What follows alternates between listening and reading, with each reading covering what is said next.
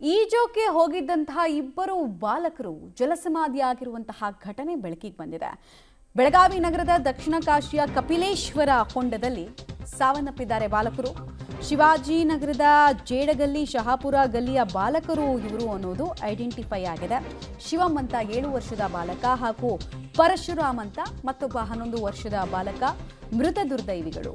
ಹೊಂಡದಿಂದ ಮೃತದೇಹವನ್ನು ಅಗ್ನಿಶಾಮಕ ಸಿಬ್ಬಂದಿಗಳು ಶೋಧ ಕಾರ್ಯವನ್ನು ನಡೆಸಿ ಹೊರತೆಗೆದಿದ್ದಾರೆ. ಕುಟುಂಬಸ್ಥರ ಆಕ್ರಂದನ ಕೂಡ ಮುಗಿಲು ಮುಟ್ಟಿದೆ. ಸಮ್ಮರ್ ಹಾಲಿಡೇಸ್ ಇರುತ್ತೆ, ಮಕ್ಕಳಿಗೆ ಸ್ವಲ್ಪ ಜಾಗ್ರತೆ ಮಾಡಬೇಕಾಗತ್ತೆ, ಇಲ್ಲಾಂದರೆ ಈ ಥರದ ಅನಾಹುತಗಳಿಗೆ ಕಾರಣ ಆಗಿಬಿಡುತ್ತೆ. ಮುದ್ದಾದ ಮಕ್ಕಳು ಜಲಸಮಾಧಿ ಆಗಿದ್ದಾರೆ. ಈಜೋಕೆ ಅಂತ ಹೊಂಡದ ಆಳದ ಬಗ್ಗೆ ಅರಿವಿಲ್ಲದೆ ಹೋದ್ರು ಅಂತ ಕಾಣಿಸುತ್ತೆ. ಕ್ಷಣ ಮಾತ್ರದಲ್ಲಿ ನೀರು ಅವರನ್ನು ಬಲಿ ಪಡೆದಿದೆ. ಇವರು 4 ಮಂದಿ ಸ್ವಿಮ್ಮಿಂಗ್ ಹೊರಗೆ ಬಂದಿದ್ರಿ. ಅದು ಮತ್ತು ಹುಡುಗರು ಮಾಡಾಕತ್ತಿತ್ರಿ. ಇವ್ರು ಹೆಂಗೆ ಸುರಿಗೆ ಹಾಕ್ತಾನೆ ನೋಡಂತಂತ ಕಟ್ಟಿ ಮೇಲೆ ನಿಂದ್ರಂದ್ರಿ. 4 ಮಂದಿ ರೀ ಇವ್ರು. ಮತ್ತು ಇವರು ನಮ್ಮ ತಮ್ಮ ಮತ್ತು ಈಕೆ ಎಲ್ಲ 4 ಮಂದಿ ಎಲ್ಲ ತೆಳಗೆ ಹೋಗಿದ್ದಾರೆ ರೀ. ಎಲ್ಲ 4 ಮಂದಿ. ಮತ್ತು ಈಕಿ ಮ್ಯಾಲೇ ಎಲ್ಲ ದೊಡ್ಡ ದೊಡ್ಡ ಕಲ್ಲೆಲ್ಲ ಬಿದ್ದೈತ್ರಿ. ಈಕಿಗೆ ಸ್ವಿಮ್ಮಿಂಗ್ ಬರ್ತೈತೆ ಅಂತ ಈಕಿ ಹೊರಗೆ ಬಂದಿದ್ದಾರೆ. ಮತ್ತು ತಮ್ಮನ ಹೊರಗೆ ಬಂದಿದ್ದಾರೆ. ಅದು ಇಬ್ಬರು ತೆಳಗೆ ಹೋಗಿದ್ದಾರೆ. ಪರಶುರಾಮ್ ಅದರ ಅವನಿಗೆ ಅಷ್ಟೇ ಬರಂಗಿಲ್ಲ ರೀ. ಅದು ಶಿವಮ್ಮ ಅವ್ರಿಗೆ ಎಲ್ಲ ಬರ್ತೈತ್ರಿ. ಅದು ಎವಡ ಮೊಟ್ಟ ಏನಲ್ಲ ಏನು ಬಂದ್ ಕರಾಲಸ್ ಪೈಜಕಿ ಬಂದ್ ಮಾಡ್ಬೇಕ್ರಿ. ಇದೆಲ್ಲ ಏನು ಅದು ಹಂಗಾರನು ಹಚ್ಚಿದ್ರಿ.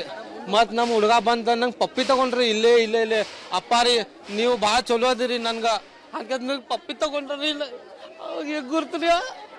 ಮತ್ತು ನಾವು ಬರಾಕ್ ನಿಂತೆ ಬರಾತೇವೆ. ಅವಾಗ ಎಲ್ಲ ಸಡನ್ಲಿ ಏನಾಯ್ತು ನಮಗೂ ಗುರ್ತಿಲ್ಲ. ಸಡನ್ಲಿ ನಾನು ಒಳಗೆ ಯಾರ್ಯಾರು ಒಳಗೆ ಹೋಗಿದ್ದು ನಮಗೂ ಗುರ್ತಿಲ್ಲ. ನಾ ಪೂರ್ತಿ ತೆಳಗೆ ಹೋಗಿದ್ನಿ ರೀ. ಹಾಂ ಸ್ಲ್ಯಾಬ್ ಬಿತ್ತಲ್ಲ, ಅದು ಪೂರ್ತಿ ತೆಳಗೆ ಹೋತ್ರಿ. ಅದು ಸ್ಲ್ಯಾಬ ಪೂರಾ ಬಾಡಿ ಒಳಗೆ ಹೋತ್ರಿ. ಅದು ಮೇಂಟೆನೆನ್ಸ್ ಯಾರು ಇಲ್ಲೇ ಎಷ್ಟು ಮಂದಿ ಇರೋದಿಲ್ಲ. ಅದು ಮೇಂಟೆನೆನ್ಸ್ ಯಾರು ಮಹಾಪಾಲಿಕೆಗೆ ನಮ್ಮ ಕಳ್ಕಳಿ ವಿನಂತಿ ಐತ್ರಿ. ಮಹಾಪಾಲಿಕೆಗೆ ಸ್ವಲ್ಪ ಇಲ್ಲೇ ಲಕ್ಷ್ಯ ಕೊಡ್ರಿ. ನಮ್ದೇನು ತಪ್ಪು ಇಲ್ಲ. ನಮ್ದು ಹುಡುಗ ಹೋಗೈತ್ರಿ. ಈ ಥರ ಮುಂದೆ ಯಾರ್ದು ಹುಡುಗ ಹೋಗ್ಬಾರ್ದ್ರಿ. ಈ ಒಂದು ರೇಸ್ ಎಲ್ಲ ಬಂದ್ ಮಾಡ್ಬೇಕ್ರಿ. ನಂಗೆ ಮಹಾಪಾಲಿಕೆಗೆ ಒಂದು ವಿನಂತಿ ಐತ್ರಿ. ಬಂದರ ಮಾಡ್ರಿ. ಇದೆಲ್ಲ ಪೂರ್ತಿ ಇಲ್ರ ಮೇಂಟೆನೆನ್ಸ್ ಮಾಡ್ರಿ. ನಂದು ಹುಡುಗ ಹೋಗೈತ್ರಿ. ಈಗ ಬೇರೆ ಜೀವಿತ ಬ್ಯಾಡ್ರಿ ನಮ್ಗೆ. ನನ್ಗೆ ನಂದು ಹುಡುಗ ಐತ್ರಿ ಶಿವಂ ಪರಶುರಾಮ್ ಸುಂಡಿಗರ್, ವರ್ಷ 7. ಮತ್ತು ನಮ್ಮ ತಂಗಿನ ಒಂದು ಹುಡುಗ ಐತ್ರಿ. ಅವನ ಪರಶುರಾಮ್ ರಾಜು ನಿಲಸ್ಕರ್, ಅವನ 11 ಏಜ್. ನಾವು ನಂದು ಹುಡುಗ 3 ವರ್ಷ. ಈ ವರ್ಷ 3ನೇ ವರ್ಷ ರೀ. ಸ್ವಿಮ್ಮಿಂಗ್ ಪರ್ಫೆಕ್ಟ್ ಬರ್ತೈತ್ರಿ ಅವಂಗ. ಸ್ಥಳೀಯ ಅಧಿಕಾರಿಗಳ ನಿರ್ಲಕ್ಷ್ಯದ ಕಾರಣಕ್ಕೋಸ್ಕರ ಬಾಲಕರ ಸಾವಾಗಿದೆ ಅಂತ ಮೃತರ ಕುಟುಂಬಸ್ಥರು ಆರೋಪ ಮಾಡ್ತಾ ಇದ್ದಾರೆ. ಡೀಟೇಲ್ಸ್ ಕೊಡ್ತಾರೆ ದಿಲೀಪ್. ಹೇಗಾಗಿತ್ತು, ಯಾರ ನಿರ್ಲಕ್ಷ್ಯದ ಕಾರಣಕ್ಕೋಸ್ಕರ ಈ ಸಾವಾಗಿರೋದು? ಹೂಳು ತೆಗೆಯೋ ಕೆಲಸ ಆಗಿರ್ಲಿಲ್ವಾ ಹೊಂಡದಲ್ಲಿ? ಏನೇನು ಮಾಹಿತಿ ಇದೆ? ಇಬ್ಬರೇ ಬಾಲಕರು ಹೋಗಿದ್ರಾ ಅಥವಾ ಇನ್ನೊಂದಷ್ಟು ಜನ ಇತ್ತು, ಇವರಿಬ್ರು ಮಾತ್ರ ಆಕಸ್ಮಿಕವಾಗಿ ಬಿದ್ದು ಸಾವನ್ನಪ್ಪಿದ್ದ? ಹೇಗೆ ಇದು ಪ್ರಮುಖವಾಗಿ ಏನಂತಂದ್ರೆ ಇದು ಹೊಂಡದ ಹಿಂದ್ಗಡೆ ಇರ್ತಕ್ಕಂತ ಒಂದು ಏನು ಕಪಿಲೇಶ್ವರ ಹೊಂಡ ಅಂತ ಹೇಳ್ತೀವಿ, ಹೊಂಡಗಳಿರ್ತಕ್ಕಂಥದ್ದು ವಿಚಾರ.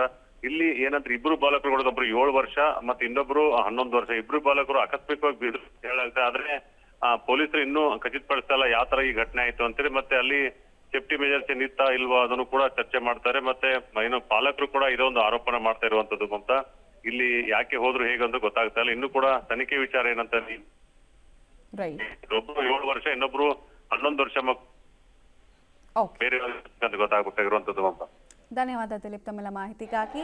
ಘಟನೆಗೆ ನಿಖರ ಕಾರಣ ಇನ್ನೂ ಕೂಡ ತಿಳಿದು ಬರ್ತಿಲ್ಲ ಅಂತ ಹೇಳಲಾಗ್ತಾ ಇದೆ. ಮೇಲ್ನೋಟಕ್ಕೆ ಆ ಹೊಂಡವನ್ನು ಸರಿಯಾಗಿ ಮೇಂಟೈನ್ ಮಾಡಿರಲಿಲ್ಲ, ಯಾವುದೇ ಸೇಫ್ಟಿ ಮೆಜರ್ಸನ್ನು ತೆಗೆದುಕೊಂಡಿರಲಿಲ್ಲ ಅಂತ ಕುಟುಂಬಸ್ಥರು ಆರೋಪಿಸ್ತಾ ಇದ್ದಾರೆ. ಮತ್ತು ಹೀಗೆ ಜೀವನೇ ಇಲ್ಲದಿರುವಂತಹ ದೇಹವನ್ನು ನೋಡಿದಾಗ ಕುಟುಂಬಸ್ಥರ ಆಕ್ರಂದನ ಕೂಡ ಮುಗಿಲು ಮುಟ್ಟಿದೆ. ನಿಸ್ತೇಜವಾದ ದೇಹ ಕಂಡಂತಹ ಕುಟುಂಬಸ್ಥರು ಆಘಾತಕ್ಕೊಳಗಾಗಿದ್ದಾರೆ. ಹೀಗಾಗಿ ಅವರ ಆಕ್ರಂದನ ಮುಗಿಲು ಮುಟ್ಟಿದೆ.